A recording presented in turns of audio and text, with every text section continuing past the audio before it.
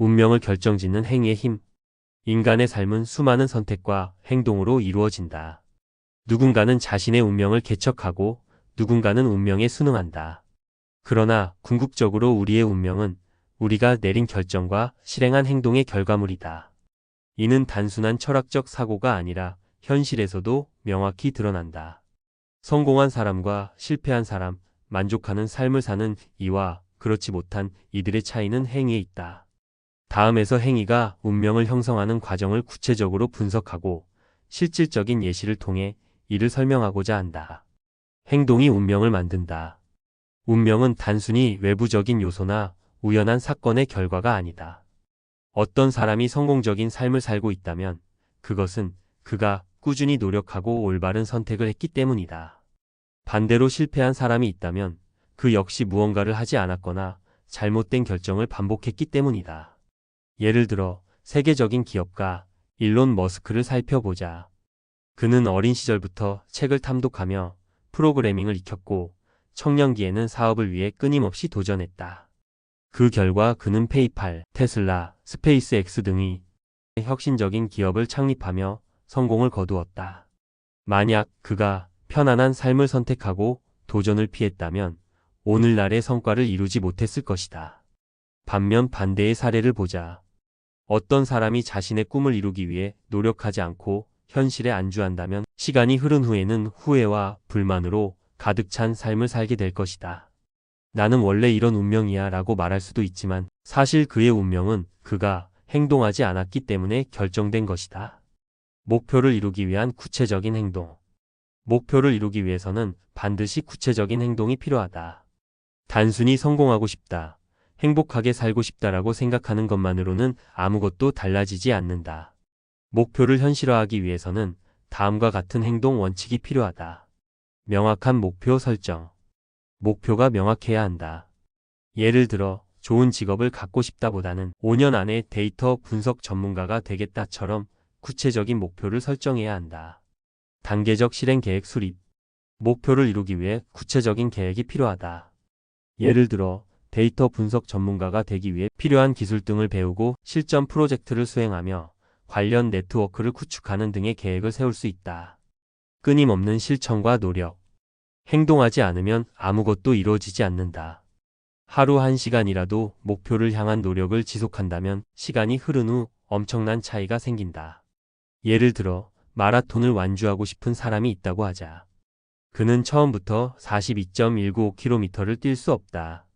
하지만 매일 조금씩 연습하고 점진적으로 거리를 늘려간다면 결국 완주할 수 있다. 이는 어떤 목표에도 적용될 수 있는 원칙이다. 행동의 차이가 만들어낸 극명한 운명. 실제 사례를 들어보자. 빌 게이츠와 평범한 대학생. 빌 게이츠는 하버드 대학교를 중퇴하고 소프트웨어 개발에 매진했다.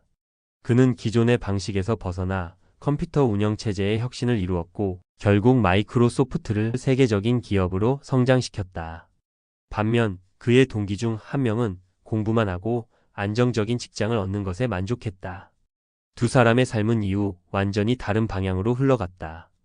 빌 게이츠는 자신이 한 행위로 인해 세계적인 부와 명성을 얻었고 평범한 학생은 안정적인 삶을 살았지만 거대한 성취를 이루지는 못했다. 운동선수와 평범한 사람. 한 운동선수가 어릴 때부터 매일같이 훈련하고 절대 포기하지 않았다.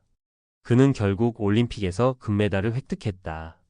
반면 같은 능력을 가졌지만 꾸준히 연습하지 않은 사람은 결국 아무런 성과도 내지 못했다. 이처럼 같은 출발점에서 시작했어도 어떤 선택을 하고 어떤 행동을 했느냐에 따라 운명은 극명하게 달라질 수 있다. 행동하지 않는 것이 초래하는 결과. 행동하지 않는 것도 하나의 선택이며 이는 결국 부정적인 결과를 초래할 가능성이 크다. 꿈을 꾸지만 아무런 실천을 하지 않는다면 시간이 지난 후에도 같은 자리에서 머물게 된다. 도전하지 않으면 성장할 기회가 사라진다. 변화를 두려워하면 점점 더 현실에 갇히게 된다. 예를 들어 많은 사람들이 언젠가 여행을 떠나야지라고 말한다. 하지만 실천하지 않으면 결국 나이가 들어서도 같은 말을 반복할 뿐이다. 언젠가는 결국 오지 않는다. 따라서 지금 당장 계획을 세우고 실행하는 것이 중요하다. 행위가 운명을 결정짓는 이유. 운명은 단순한 우연이 아니다. 우리의 작은 선택과 행동들이 모여 결국 큰 결과를 만들어낸다. 한 번의 도전이 큰 기회를 가져올 수 있다. 한 번의 포기가 인생 전체를 좌우할 수도 있다. 지속적인 행동이 결국 운명을 변화시킨다. 성공한 사람들은 모두 이 사실을 알고 있다. 그들은 운명을 믿기보다는 스스로 운명을 만들어 나간다. 반면 행동하지 않고 불평만 하는 사람들은 결국 원하는 결과를 얻지 못한다. 운명은 스스로 개척하는 것이다. 우리는 스스로의 행동을 통해 운명을 만들어 나간다. 단순히 좋은 결과를 바라는 것이 아니라 목표를 설정하고 그것을 이루기 위한 구체적인 노력을 해야 한다. 오늘의 작은 행동이 내일의 운명을 결정한다. 그러므로 후회 없는 삶을 살기 위해, 그리고 원하는 삶을 이루기 위해 지금 당장 행동하라. 자신을 존경하는 것에서 시작하라. 니체는 첫걸음은 자신에 대한 존경심에서 시작한다 라고 말했다. 우리는 종종 자신을 과소평가하고 스스로를 대단치 않은 인간이라고 폄하한다. 하지만 그러한 생각은 우리의 행동과 사고를 제한하고 삶을 위축시킨다. 그러므로 무엇보다도 자신을 존경하는 것이 중요하다. 예를 들어 한 청년이 자신은 특별한 재능이 없다고 생각하며 살아간다고 가정해보자. 그는 친구들이 훌륭한 성과를 내는 모습을 보며 자책하고 자신의 능력을 믿지 못한다. 이러한 부정적인 사고방식은 결국 그가 어떤 도전도 시도하지 않도록 만든다. 하지만 니체의 말처럼 스스로를 존경하는 태도를 가진다면 상황은 달라질 수 있다. 그는 아직 아무런 실적도 이루지 못했지만 단순히 인간이라는 이유만으로도 존경받을 가치가 있다. 자신을 존경하는 사람은 무분별한 행동을 하지 않으며 자신의 가치를 인정하기 때문에 자연스럽게 더 나은 사람이 되고자 노력한다. 이렇게 긍정적인 변화가 쌓이면 결국 그는 다른 이들에게도 본보기가 되는 사람이 될 수 있다.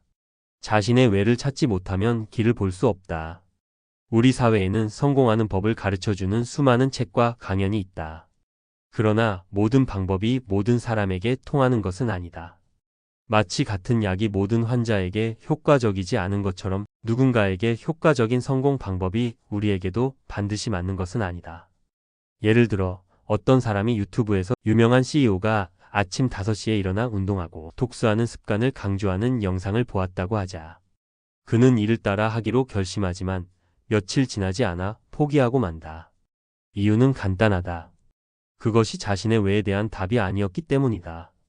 니체는 자신이 왜 그것을 하고 싶은지, 왜 그 길을 가고자 하는지를 먼저 깊이 성찰해야 한다고 강조했다.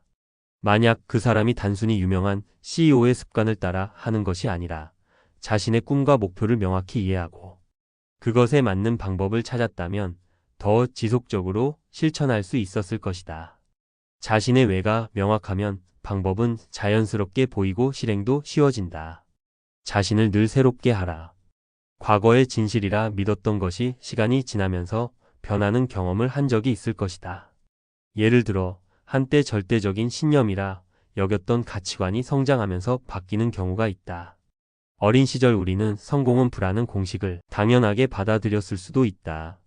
하지만 인생을 경험하면서 성공의 의미가 단순한 부의 축적이 아니라는 것을 깨닫게 된다. 다른 사람들과의 관계, 삶의 의미, 자신이 추구하는 가치 등이 성공의 중요한 요소임을 알게 되면서 우리의 신념도 변화한다. 니체는 이를 자연스러운 과정으로 받아들이라고 조언한다. 인간은 항상 성장하며 성장의 과정에서 자신의 신념을 수정하고 변화시키는 것은 오히려 건강한 일이다. 그러므로 우리는 과거의 자신을 부정적으로 평가하기보다는 변화하고 발전하는 자신을 긍정적으로 받아들여야 한다. 사랑은 배워가는 것이다. 니체는 사랑에 대해서도 배움의 과정이 필요하다고 강조했다. 예를 들어 우리가 처음 듣는 음악이 익숙하지 않더라도 끝까지 듣고 반복하면 그 음악의 아름다움을 발견하게 된다. 사랑도 마찬가지다. 처음에는 낯설고 어색한 감정이지만 시간이 지나면서 점점 더 깊어지고 친숙해진다. 부모의 사랑, 친구와의 우정, 연인의 애정, 심지어 자기 자신을 사랑하는 것까지도 학습이 필요하다. 우리는 사랑을 주고받으면서 점차 그것의 본질을 이해하게 되고 그 과정에서 성장한다. 새로운 것을 시작하는 요령. 새로운 도전을 할 때 우리는 종종 두려움을 느낀다. 하지만 니체는 새로운 일을 시작할 때 가장 중요한 것은 넓은 사랑이라고 말한다. 예를 들어, 새로운 취미를 배우려 할 때 처음에는 서툴고 재미를 느끼기 어려울 수 있다. 그러나 처음부터 완벽함을 기대하기보다는 열린 마음으로 끝까지 경험해 보는 것이 중요하다. 그래야만 그 취미의 진정한 매력을 발견할 수 있다. 최대의 오만은 사랑받고자 하는 욕구이다. 니체는 사랑받고자 하는 욕구를 최대의 오만이라 표현했다. 이는 자신이 특별한 존재이며 사랑받을 자격이 있다고 믿는 태도에서 비롯된다. 예를 들어 어떤 사람이 항상 주변 사람들로부터 인정과 사랑을 받기를 원한다고 하자. 그는 자신의 가치가 타인의 인정에서 나온다고 믿기 때문에 누군가 자신을 비판하면 쉽게 상처받고 분노한다. 하지만 진정한 성장은 외부의 인정이 아니라 자기 자신을 스스로 존중하는 데서 시작된다. 본능이라는 지성이 생명을 구한다. 우리는 종종 본능을 야만적인 것이라고 치부하지만 본능은 생존을 위한 중요한 요소다. 예를 들어 우리가 배가 고플 때 음식을 먹고 졸릴 때 잠을 자는 것은 모두 본능적인 행동이다. 그런데 현대 사회에서는 이러한 본능을 무시하고 무리한 다이어트나 극심한 노동을 강요받기도 한다. 그러나 본능을 적절히 존중하는 것이야말로 가장 지성적인 태도일 수 있다. 물러서야 비로소 파악할 수 있다. 어떤 문제에 깊이 빠져 있을 때 우리는 전체를 보지 못하는 경우가 많다. 예를 들어 연인과 다투었을 때 감정이 격해지면 상대방의 입장을 이해하지 못하고 자신의 입장만 주장하게 된다. 그러나 시간을 두고 한 걸음 물러서서 생각하면 상대방의 관점도 이해할 수 있게 된다. 이는 인생의 모든 문제에 적용될 수 있는 중요한 원칙이다. 자신에게 재능을 주어라. 니체는 타고난 재능이 없다고 낙담할 필요가 없다고 했다. 우리는 스스로 재능을 만들어낼 수 있다. 예를 들어 어떤 사람이 글을 잘 쓰고 싶다면 처음부터 뛰어난 작가일 필요는 없다. 꾸준히 글을 쓰고 독서를 하며 연습하다 보면 점차 글쓰기 실력이 향상된다. 재능은 하늘에서 떨어지는 것이 아니라 끊임없는 노력과 학습을 통해 만들어지는 것이다. 고통을 피하지 말고 받아들여라. 마지막으로 니체는 고통을 회피하지 말고 받아들이라고 했다. 모든 위대한 성취는 고난을 통해 이루어진다. 예를 들어 운동선수들이 최고의 실력을 발휘하기 위해 끊임없이 훈련하고 부상의 고통을 견디는 것처럼 우리도 삶의 어려움을 성장의 과정으로 받아들여야 한다. 삶이 힘겹고 외롭더라도 한 걸음 더 내딛는 것이 중요하다. 끊임없이 나아가는 당신을 응원한다.